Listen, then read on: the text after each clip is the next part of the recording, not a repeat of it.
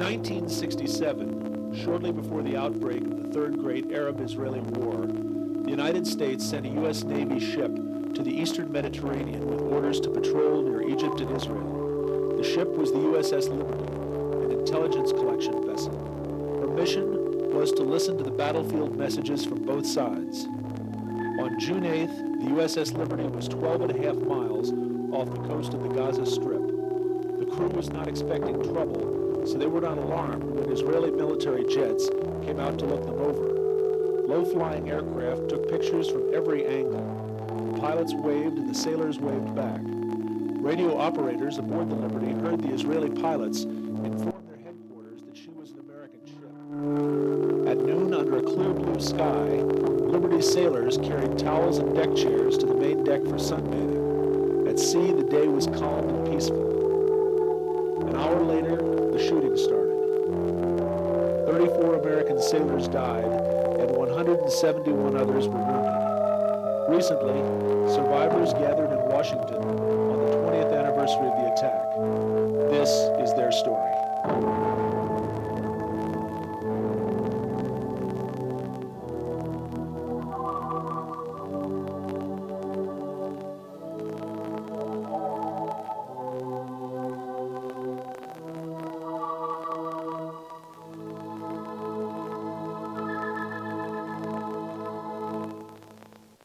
I simply cannot accept the claim that the attack on the Liberty was a result of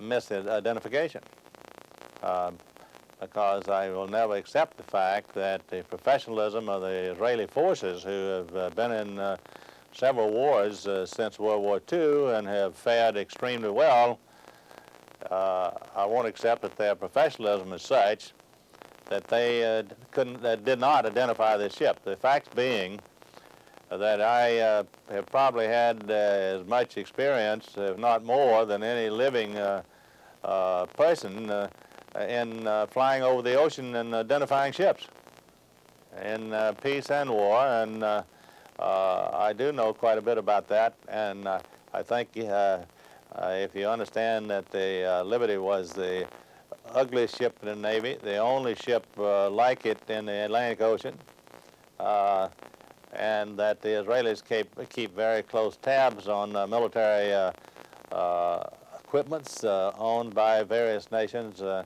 I just will never believe and accept the fact that it was lack of identification that caused them to attack. All during the reconnaissance period during the morning, we kept the standard American flag flying the entire time. The first thing I did when I took the watch and noticed that our steaming colors were fairly dirty because we'd been steaming at high speed for several days, I had our last clean, bright colors put up. And then I watched all morning to see that they were not only up, but that they were displayed, held out in the wind so that the aircraft could see them. Every time I instructed the quartermasters, I said, your most important duty up here is to keep that flag so it doesn't ever wrap around the mast or tangle in the lines or any way that the airplanes can't see it. And just keep an eye, and the lookouts too, I told them, keep an eye on that flag all the time and see that it's kept out. At the same time, we were steaming at 5 knots. We were headed usually directly into a 7-knot wind, so we had 12 knots of wind most of the morning across the flag, which is plenty to hold it out well displayed so anybody could see it. Every time the airplane came over, or one of the airplanes, I would make it a point to go out and look at the flag and look at the airplane, and I'd say, all right, the flag is hanging straight out. Here's the airplane looking straight at it. I know that they can see the flag. I can see the pilot in his cockpit. I can see his head and shoulder. I know that he can see that 5-foot by 8-foot American flag. So we were that morning in that trash com basket cleaning it, and when these the jets came out and circled us, I think on like 4 different occasions, and then I'd say around an hour and a half or so prior to the attack, we were there to observe them coming out with an open boxcar type of plane with a bunch of cameras in it and so forth, and we didn't take this very seriously because we were always being surveillanced or whatever by planes and so forth, so we didn't think a whole lot about it. Then we had a practice general quarters, and then after lunch we were ready to go back up and finish our duties there.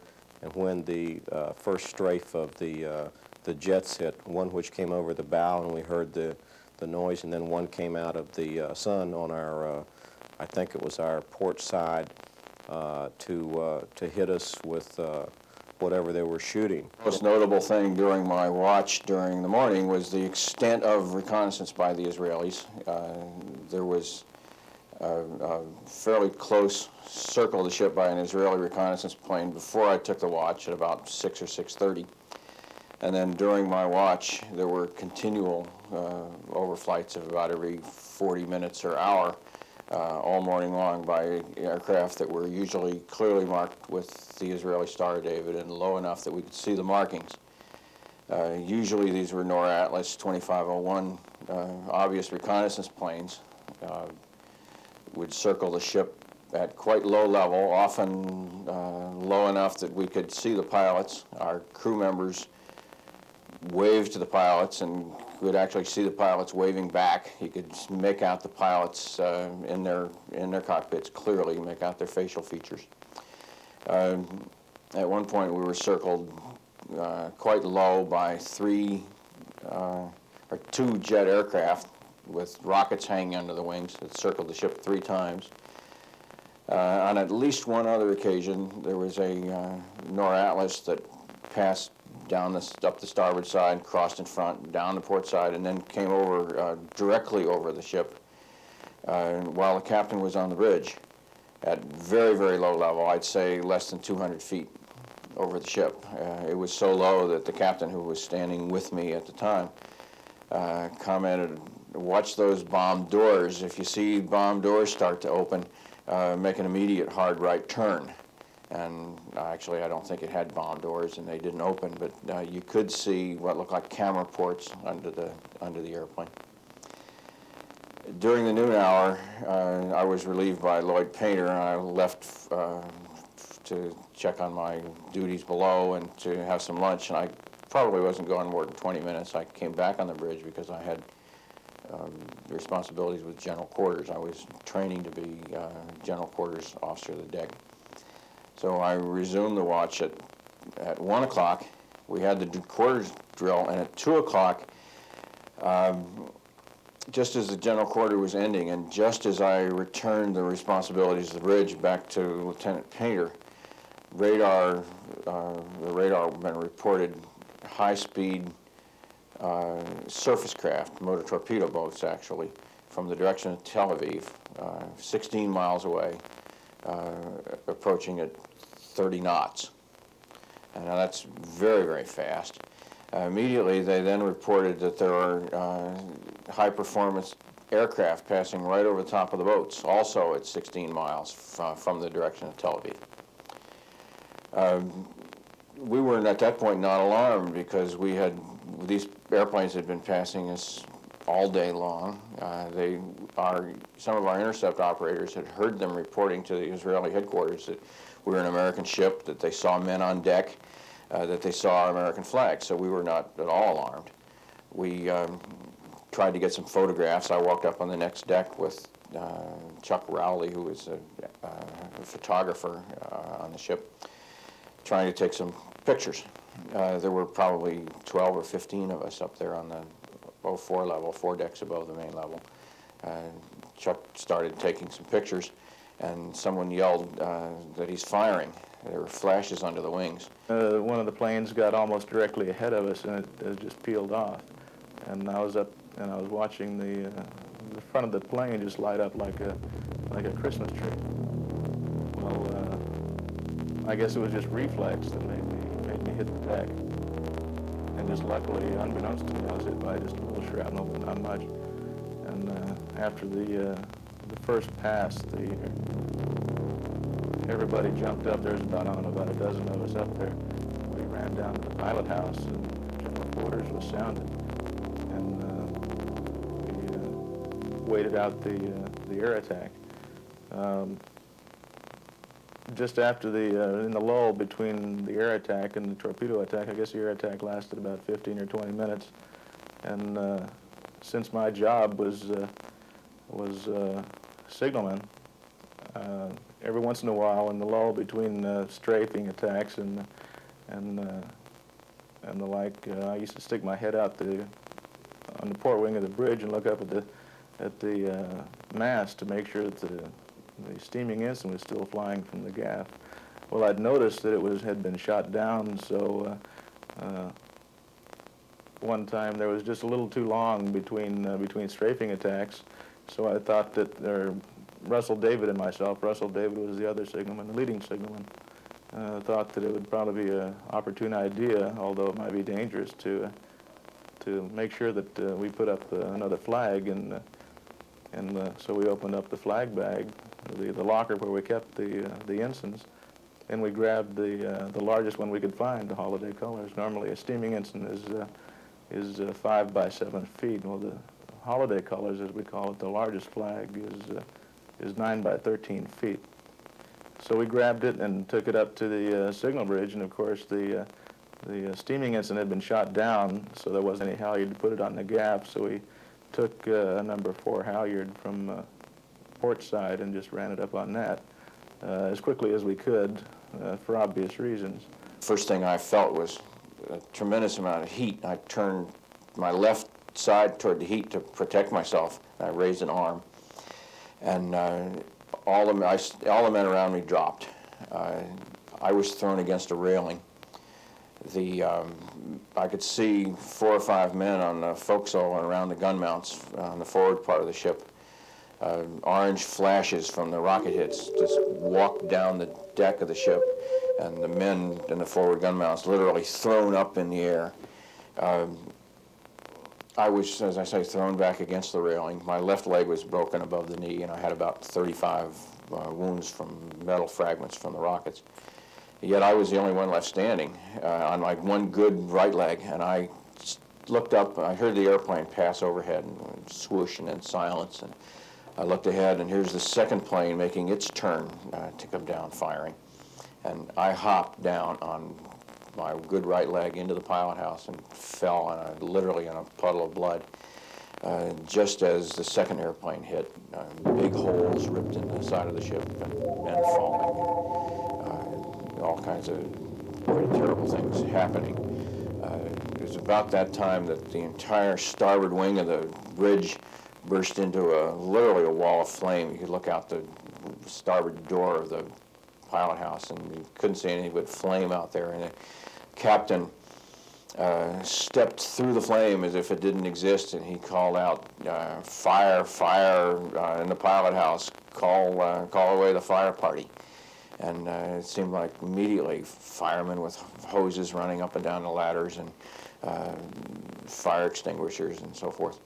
The airplanes continued to hit us again and again. A horseshoe-shaped indentation in the back of the ship there where some compartments come around at the fantail.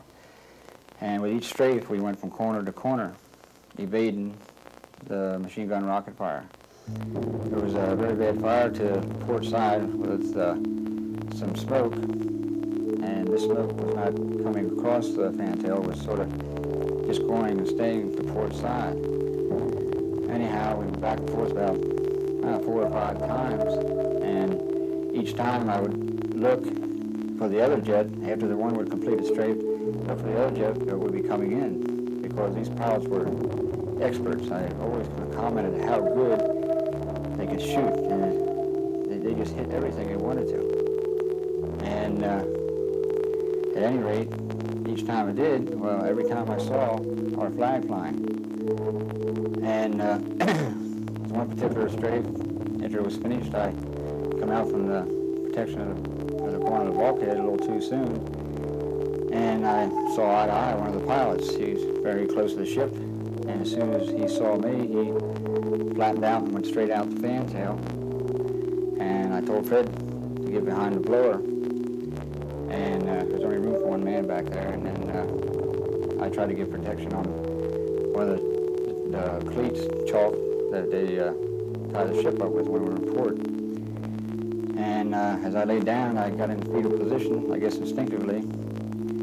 And before I closed my eyes, and I guess prepared for what was going to happen, the last thing I saw was our flag flying. If you will examine the photographs of the ship afterwards, the Israelis obviously had sufficient time to plan their armament load. There were apparently heat-seeking missiles used to take out the tuning coil of every HF antenna. There were fragmentation bombs used to take out the parabolic dish fore and aft. On the first strafing run, virtually all communications and all means of survival were destroyed. If it was an accident, it was the best prepared accident on Earth. As far as Radio Central was concerned, needed to get the word out that we were being attacked. And during the first strafing runs by the jets, the accuracy of the Israeli fire knocked out most of the antennas on a ship that we would normally use to transmit the word. So between strafing runs, I was running out back and forth on deck trying to get an antenna to work so we could get the word out. An ironic thing here, the antenna that we got out on, to the best of my recollection, was one that I had put out of service shortly after leaving Norfolk because there was a problem in the tuner. And that was the only 40-foot whip on the ship that was still standing at the time, but the tuner had taken a hit by 50 caliber machine gun from the plane and had started working with a little help from me. So we got out on an antenna that didn't work. I had launch ready at that time 12 aircraft, conventionally armed, and I immediately launched them. At the same time, I picked up my radio, and using my own voice call, I called Vice Admiral W.I. Martin, who was commander of 6th Fleet, advising him of the receipt of Liberty's message, and that unless otherwise directed, I was launching a ready strike group in support of Liberty. He immediately responded, indicating that he approved my action and ordered the other aircraft carrier in company, the USS Saratoga, to follow suit. We immediately launched, and to my surprise, the America did not launch. I was astounded, and at first I thought perhaps I had misread the message or Admiral Martin's response. But checking, I had not, and so I sent a message to America asking them why they were not launching. To this day, I have not received an answer. About the same time, a message came from Rear Admiral Larry Geis, who was the Carrier Division commander, and who was not the officer in tactical command, but who was senior to me, who had somehow been given officer in tactical command, or assumed it, ordering the strike aircraft to return to Saratoga. I chose to go from the wardroom to the sick bay by going across the deck, and was there when a line of rockets hit, and I realized as the announcement was made that we were under attack of what was happening. There have been stories told of the number and the types of wounded that we had, and most briefly, just name any portion of the human body that can be wounded, and we had someone who had a wound there. One of the men here, Tom Riley, I remember that he had a almost surgically precise wound of his head. You could look through a portion of his scalp, and if you pulled the hair back, you could see his brain with skull and coverings moved away underneath that. When I think of someone who was not a favorite to make the 20-year reunion, he's the prime person that I think of, but there were many others. I didn't even realize what had happened, and next thing I knew, I was laying on the main deck there, and I was in a pile of paint itself. I didn't realize what had happened to myself. It was probably too quick for my body to sense what had happened. All I seen was blood, and I was wondering where it had come from, and it was just running and mixing it in with the haze gray paint that I was laying on the deck in. And I looked up, and all I seen was the forward gun mount, blood running down the bulkhead there, and everybody running in hysteria all over the place. I was trying to understand what was happening, and then I realized that there were jets flying over. We had just secured from general quarters just shortly before that, and we had the planes flying around us for a good time. I don't know exactly how long, but they were flying over our heads. I was on the starboard side of the ship as a lookout up on the bridge. Just before that, I had gone below, and the next thing I realized, I was laying down there. I had tried to crawl along the deck a little bit. I called for help, but everybody was running in like mad hysteria all over the place. I reached up and I asked somebody, please help me. I don't even remember who it was at the time, but they made a beeline for the door, one of the doors, and down below. I can't blame anybody because it was flying all over the place. And I was just kind of in and out of consciousness. I was looking at everybody. They looked like skeletons to myself as they were running around. As I did try to crawl, I got wounded back through my leg again, right through my back of my leg and out the front. And I just must have passed out after that. I woke up shortly after. I was down on the mess deck on a table. Just looking over my body, I was covered with holes, like over 250 through my chest. My legs and my arms I thought they were broken at the time. And I kept asking someone to set them. I didn't realize that I was paralyzed. Later on, a second launch was ordered again, in which this time I only launched 12 because I had no more tanker aircraft available. And this launch was about 90 minutes after the first one. At this time, both carriers launched 12 conventionally launched armed aircraft. And they were recalled by the same authority, and that is Admiral Geis. And that's my story at the moment. To this day, I have never been told by anybody, though I have inquired, as to why the strike aircraft, my first strike group, which was sufficient enough to drive off any of the forces attacking Liberty, and perhaps save, well, I know they could have gotten there and driven off the motor torpedo boats that were attacking Liberty without any trouble. Finally, word was passed to stand by for a torpedo attack because those boats that we had picked up earlier on radar were now within firing range. They fired, we learned ultimately, they fired 5 torpedoes, missed with 4. Only one of them hit us just about directly below where I was.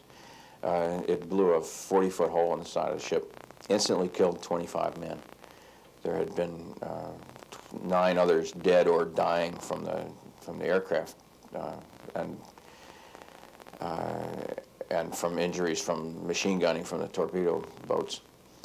Then the torpedo boats came closer, examined us from very close range, and then started to circle the ship, machine gunning the men who were on deck and anything that moved.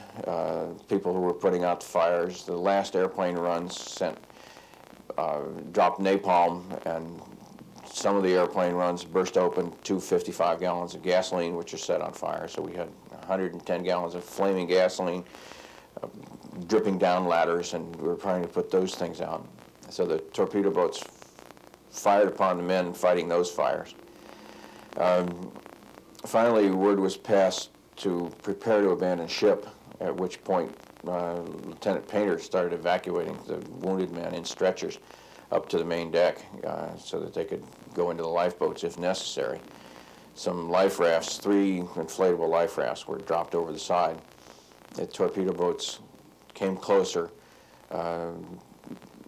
machine gunned the empty life rafts in the water. I had gone as far forward as I possibly could, which was really kind of stupid in a way, because I mean, what did I know at the time? But being below the waterline where I was and bracing myself, I heard moans kind of thing and bubbling sounds like going by the ship. And I at the time, I didn't really realize what it was. I thought it was just kind of the ship rolling in the water or whatever, sitting dead in the water. But, you know, after thinking about it, I realized what that really was. That was the forward torpedo that missed us.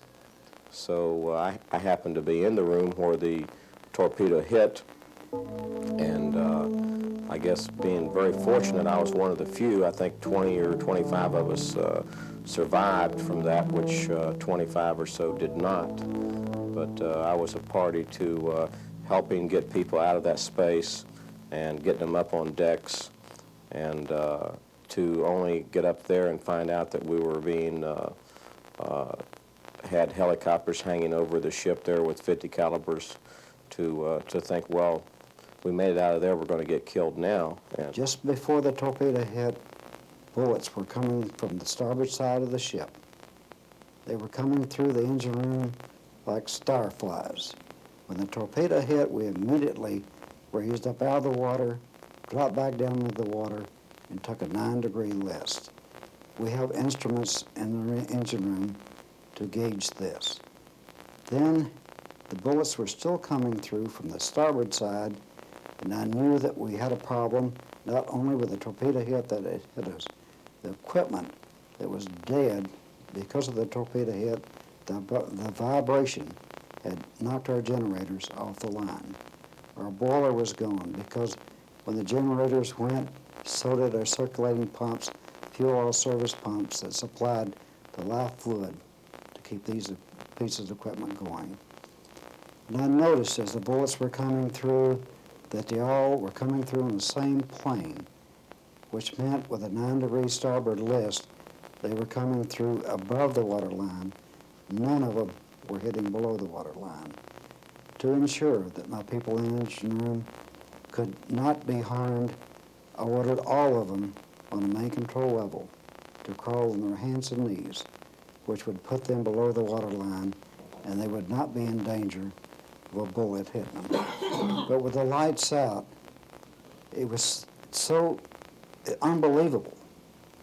Being a country boy at night, seeing the star flies that flying around, but to watch bullets in a darkened space come through one side and go through another is something that's fascinating, yet it's so deadly. At that particular time, I also remembered the torpedo attacks that I'd been through before, and I knew that the Liberty would not pull out of this one. I immediately ordered all of my people to leave the engine room. I felt that being an ex-enlisted man, that I was fully capable of handling all the equipment in that space. They all left except Chief Brooks and Ash, and they refused to. They were professional, they knew what they were doing. We were totally helpless. At that point, the torpedo boats came in. Initially, it appears they attempted to blow up the boilers by shooting 3-inch shells into the engineering spaces. When that failed, they launched torpedoes. Incidentally, at that point in time, helicopter gunships appeared overhead to pick off survivors.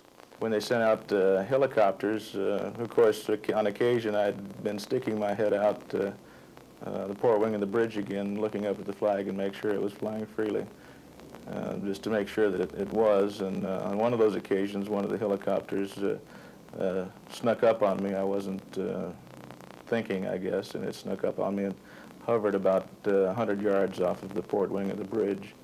And I vividly remember looking up to it and seeing armed troops with battle dress and carrying automatic weapons. And there was American naval attaché with the American embassy there in Tel Aviv. He came out by helicopter and incredibly dropped a business card, calling card among the bodies on the forecastle and asked if anybody was hurt. Helicopter came by and they dropped a brown bag, weighed it down by a couple of oranges that I had caught, and inside was a little note.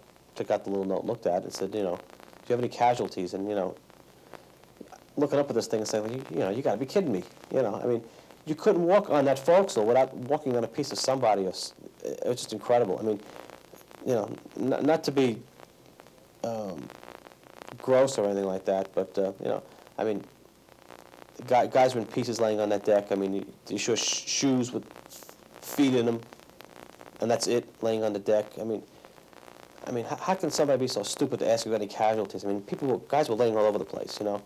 And at that point, we started bringing some of the bodies and the wounded still down from that forecastle and wherever they were on the deck, and you know, bringing them back to the mess decks or bringing the dead back in one of the storerooms. I had taken that note and started bringing it up to the bridge, and I had passed it along to somebody else, brought it up to the captain, and that's when the captain got the message. But the following morning after the attack, I was medevaced by helicopter to the USS America, where I was placed in sickbay. And I believe the third day after the arrival on the America, the doctor felt it was time to take the bandages off and see what my vision was like, and took a scalpel and cut the scabs that had formed on my eyelids and opened my eyes, and my vision was fine. After that, I was ambulatory, and Admiral Geese sent a message down asking me to report to his quarters, which I did. He informed me that being the senior survivor on board the USS America, he wanted me to be aware of just what he had done so we would not feel him remiss. He said that he had launched his ready aircraft and then notified Washington. Shortly thereafter, the Secretary McNamara ordered a recall of the aircraft. Now, I'm not sure at this many years afterwards whether he said that it was because Secretary McNamara had ordered them back because they had nuclear weapons aboard, or whether he assumed that that was the reason that the Secretary recalled them. But in any case, at this point, he said he unloaded the armament aboard these aircraft, reloaded with conventional armament, and relaunched the aircraft, and re-notified Washington. Secretary McNamara, again, he said, ordered their recall. At this point, apparently in frustration, he exercised his military prerogative of going to the next higher echelon in command if you don't feel that an order that has been given is proper. And he said that President Johnson then came on and ordered the recall of the aircraft with the comment that he would not embarrass his allies. His concern was not for the ship, or words to that effect. Well, it's obvious to me, even at that point in time, that President Johnson knew precisely who was doing the attacking and why. And to this day, I can't understand why we're still covering up the fact that it was a deliberate attack.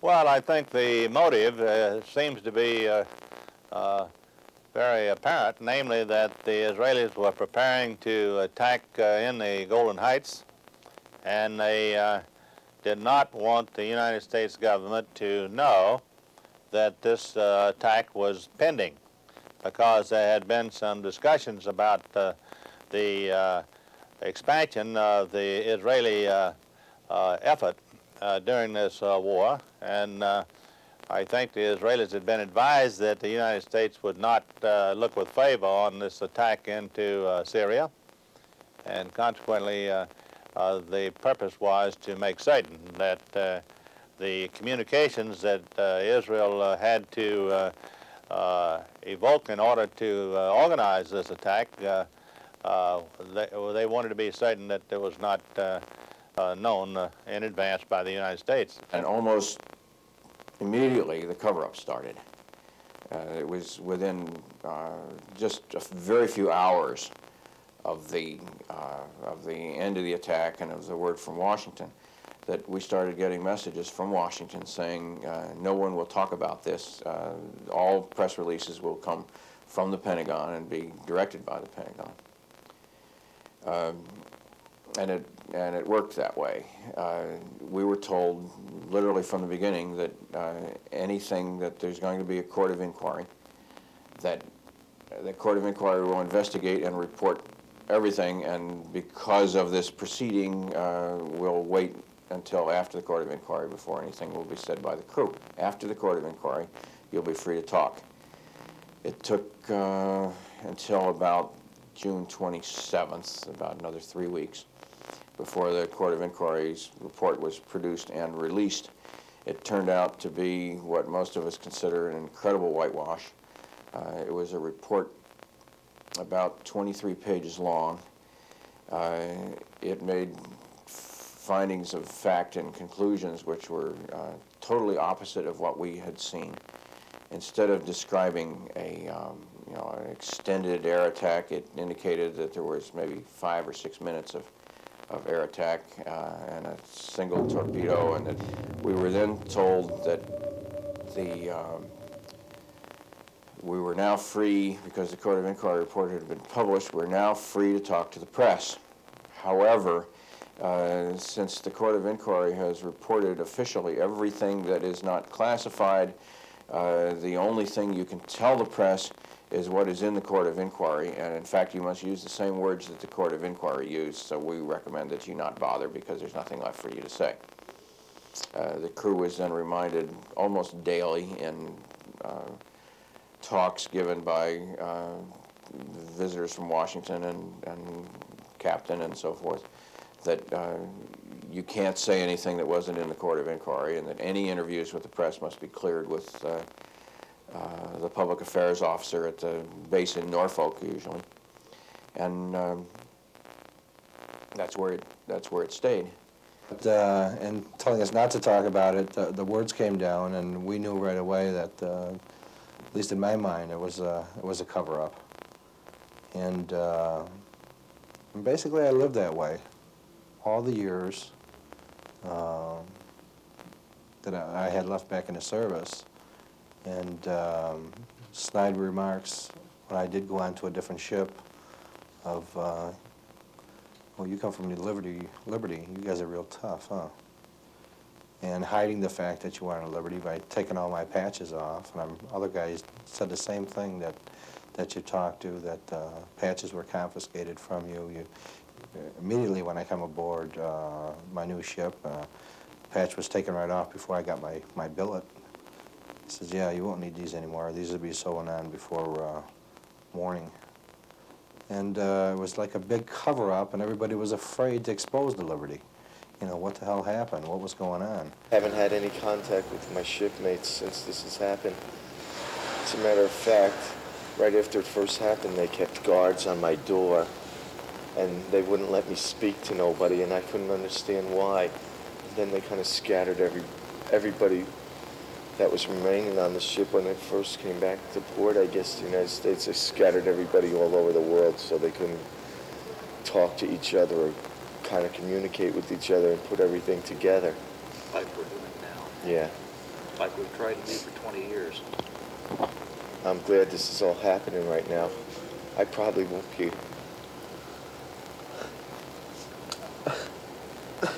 We'll be telling your story. I probably won't get a chance to see anybody again. But I've really enjoyed this. I got a lot of feelings that I've been holding up inside for many years. Insult or injury, when we arrived in the States, the Red Cross hadn't notified the families of anyone. I specifically went to the Army and to the Red Cross in Frankfurt at the airport to make sure that they were met at when the plane landed in the States. none were met. I called my wife, and she said, "Where are you? What are you doing here?" A few months later, I got a call from Captain McGonigal. He said he was being presented with the Congressional Medal of Honor, and there hadn't been time to notify any of the troops. Since I was in Washington, would I come witness the award? It was not in the White House. It was in the Navy Department. It was not awarded by the President. It was awarded by the Secretary of the Navy.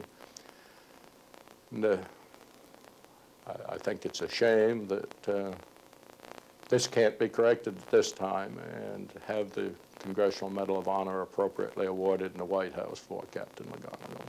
But there is one thing that I don't understand, and I'll never be able to understand it. Not just why Israel did this. There was a lot of statements made about it.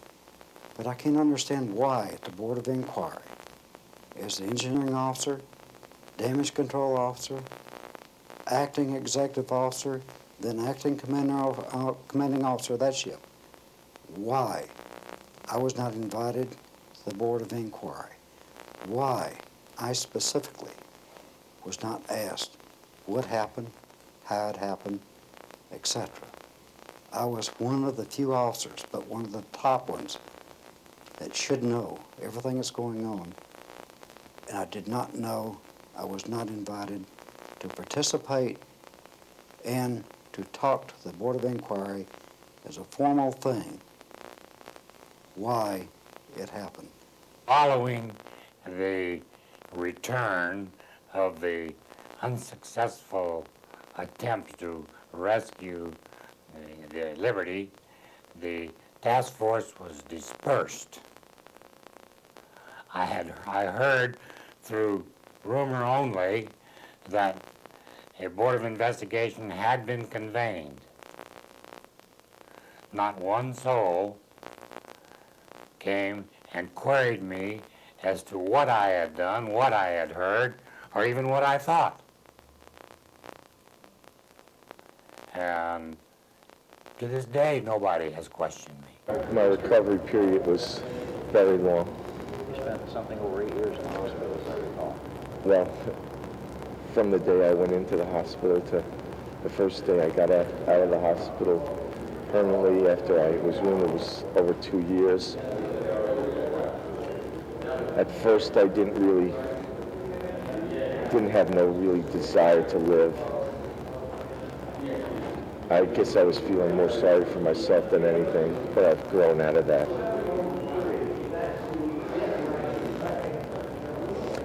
I did spend an extensive amount of times in the hospital. I have seizure disorder from shrapnel that was lodged in my brain, that's still in my brain.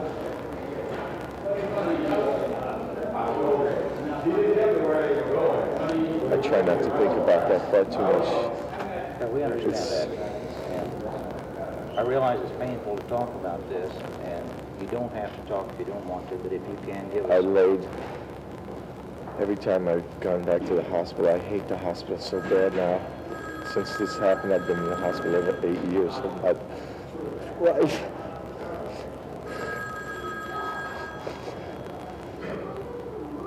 But I'm really thankful to be here and to see all my shipmates again. I haven't had such great news the last few times I've been in the hospital.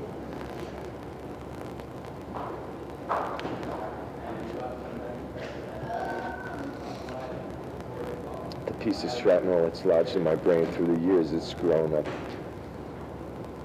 It's to protect the brain from itself. It's grown cartilage around the shrapnel piece itself. And now it's getting worse and worse. Now I'm supposed to be getting an operation on it and have it removed. And I'll be paralyzed for the rest of my life. This is what happens to me. And if I don't get it out by September, the doctor said it's going to cost me, it would rupture one of the vessels in my brain. They said it would be an aneurysm. He tried to explain it to me, and I've been kind of scared since then. I don't really know what I want to do.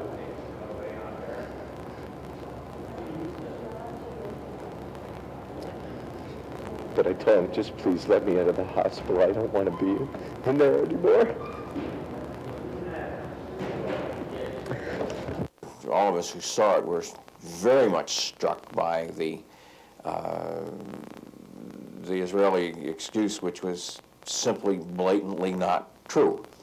For instance, the Israelis tell us in their official report, where actually there are a number of what they call official reports sent to the United States. They're all different, but generally they tell the story that the attack occurred because airplanes were sent out to investigate a report of shelling of the beach at the little village of El Arish.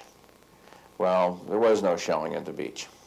So they say, well, yeah, that's true. There wasn't any shelling from the beach, but we had an erroneous report of shelling from the beach, so that's why we sent the airplanes, or the torpedo boats to investigate.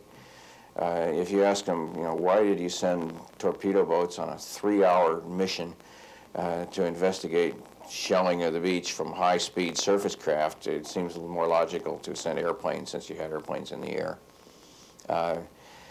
They don't have any answer to that. They say, well, we sent torpedo boats.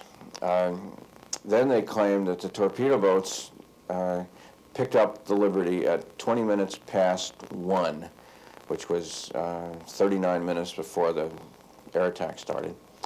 That they made a plotting error and mistakenly plotted the ship as going 32 knots, about 32 miles an hour.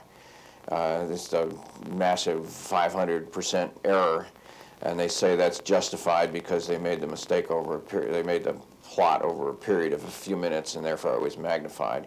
Well, that's silly, because you just anybody that runs a radar knows that how much margin of error you're going to get and how long a period you need to make the plot. But nevertheless, that's their story, that they made this terrible error. They thought we were going 32 knots. Therefore, by their gunnery doctrine, we were automatically classified as an enemy vessel. Therefore, it was authorized and legal for them to attack us. They couldn't catch us because 32 knots was about the same as their top speed. So supposedly they called in the aircraft. The official story, which lately there's changed that one recently also, but their official story is that the airplanes came out. The lead pilot, whose name they tell us was Captain Spector, dropped down to 3,000 feet and circled the ship twice looking for a flag, could see none. His second in command dropped down and circled once, could see no flag. They radioed this information to their headquarters and were then told that obviously it's an Egyptian ship and you have permission to attack. And so then only then did they throw caution to the wind and come in attacking the ship. Now, they tell us that late in that attack, golly, somebody recognized that it was an American ship. And immediately, they say, after 20 or 25 minutes of strafing, immediately they called off the air attack and sent word to the torpedo boats. Now, the torpedo men say they never got the message, so they continued for another 40, 45 minutes to attack us. The stories of whether there was a flag flying or whether there was not make you sort of think that the Israeli Air Force in 1967 was reliving the days of the Red Baron in 1917, when a squadron of planes was sent out and told, look in this area, and if you see anything that you think is worth attacking, we'll go and attack it. Well, in 1967, this was not the way jet planes, with their short period of being able to fly on without refueling, were operated. They were told there is a target at this spot, attack the target at this spot. And that's precisely what they did, and they did that to the best of their abilities. We would say that this was the Israeli Air Force that destroyed the Jordanian Air Force while it was on the ground, that destroyed the Egyptian tank force in about as much time as it takes to tell about it, and the next day were destroyed to Syrian artillery. The USS Liberty began its life as a 1945 Victory ship. Our executive officer had commented that two determined men in a rowboat with a blunt instrument could probably take the ship over without very much opposition. However, when the Israeli Air Force and Navy, which had swept the Middle East as with a broom, attempted to take over this ship, they found out that dealing with the smallest, least armed, non-combatant American vessel, you were dealing with a different kettle of fish, that the American Navy is just something different than any other place. Another part of the Israeli excuse is that, of course, they say there was no flag. The quartermasters will tell you that they put one up. They tell us that they signaled by flashing light, an international signal asking us to identify ourselves. They say that we refused. The quartermasters will tell you they didn't send us such a signal, and we didn't refuse. On the contrary, we flashed in English over and over again, USS Liberty, U.S. Navy ship. And they ignored it and continued firing until they hit the signalman and shot out his light. They claim, of course, that they, when they did draw close enough to see us, clearly that they finally did see some American markings and promptly stopped firing, and just about anybody on that ship will tell you that the firing continued for another 40 minutes after the explosion. From there on went the cover-up, which has literally persisted to this day. You still find it extremely difficult to find very much information, to find any straight answers from the government about what happened. We did quite recently, through a Freedom of Information Act suit, which has now cost more than $32,000 to pursue. Some people did force from the government a State Department analysis of the Israeli excuse, which shows most of the defects that we just talked about, and literally brands the Israeli excuse as untrue. You would expect that most nations would go back to the attacker and ask for a satisfactory explanation. Our country didn't, and on the contrary, the United States classified that report top secret and locked it away, where it stayed for about 16 years until the Freedom of Information Act brought it out. I do feel that the Liberty group was somehow let down, that, for instance, every U.S. ship that has been sunk since the USS Maine in Havana Harbor in 1898 has been investigated by the Congress. And none of them have ever bothered to investigate the attack on the Liberty. The Court of Inquiry itself has monumental holes in it. One of the things that we pursue as much as we can is the fact that the Court of Inquiry was simply not conducted in accordance with Navy regulations. Navy Judge Advocate General regulations require that any finding of fact and opinion be supported by evidence, and that the evidence be in the record of the court. You'll find a number of major pieces of fact and opinion which are contrary to the evidence in the file. And for instance, there is a finding of fact that says that the Israelis may have mistaken the ship because the ship's flag probably hung limp at the mast on a windless day. In fact, obviously, as I explained before, it stood out straight with 12 knots of wind across the flag. That fact is documented in the ship's weather logs, which show that there was 12 knots of wind. The court chose not to enter those logs into its file. No explanation of why. I have a copy of the log. There's a copy in my book which shows that the flag certainly stood out. In addition, there are 6 or 7, mostly chiefs and officers, who reported to the Court of Inquiry that they saw the flag standing straight out in a good breeze. They saw low-flying Israeli aircraft in the area at the time who would have seen the flag. No one told the Court of Inquiry that the flag hung limp at any time. Yet their finding is that it probably hung limp and they couldn't see it.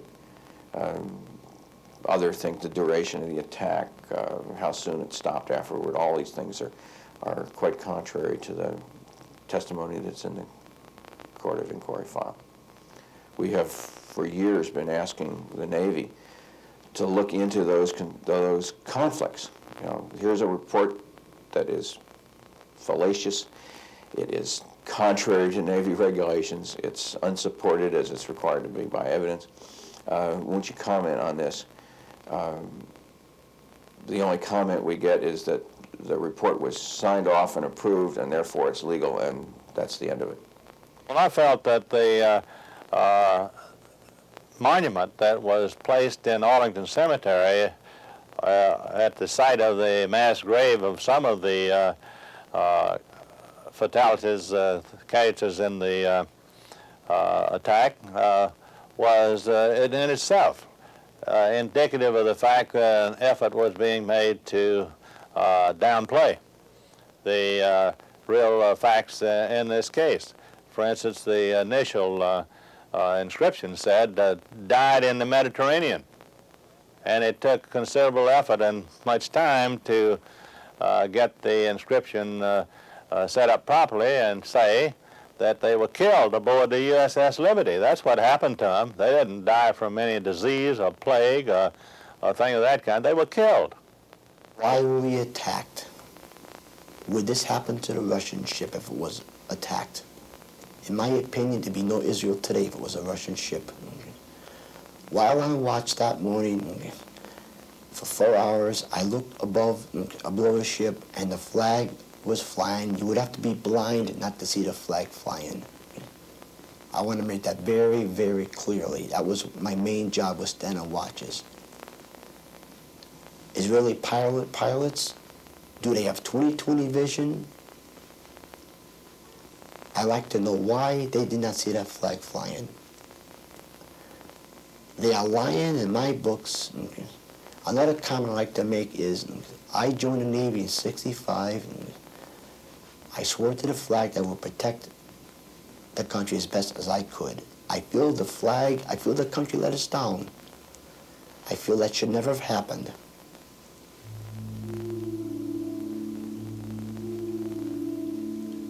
I lost 34 friends that day. And if I could do it right now, I would give up everything and go back on Liberty with the commander.